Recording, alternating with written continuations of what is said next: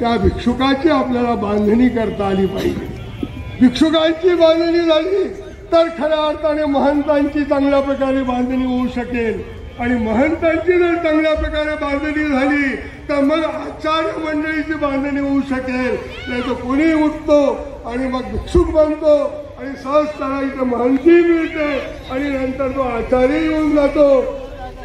काय प्रकार असे जर कुठे असतील तर ते थांबवले गेले पाहिजे.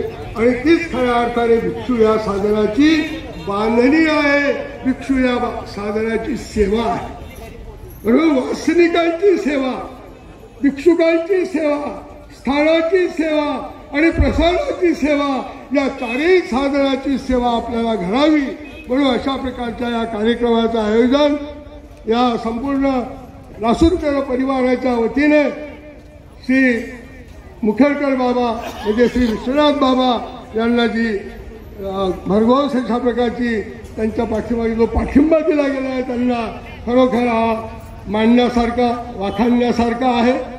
अशा प्रकारची एकी सर्व परिवारामध्ये असणं अत्यंत आवश्यक आहे. परिवारामध्ये जर एकी असेल तर वाटेल ते काम सहजपणे सोपं होऊ शकतं. म्हणून परिवाराची सुद्धा बांधणी त्या प्रमुखाने केली पाहिजे. अशा प्रकारे अनेक बांधण्या ज्या आहेत, मूर्तीची बांधणी करतो, विशेषाची बांधणी करतो, पण या महत्त्वपूर्ण बांधण्या समाज बांधणी करण्याचं कार्य या निमित्ताने घडावं म्हणून आदरणीय श्रद्धेय विश्वनाथ बाबांनी हा अशा प्रकारचा भव्य दिव्य कार्यक्रम आयोजित केला. त्यांना पुनश्च एकदा खूप खूप शुभेच्छा देतो आणि सर्व साधनवंतांना दंडवत प्रणाम करतो आणि लांबलेले विचार इथेच थांबवतो.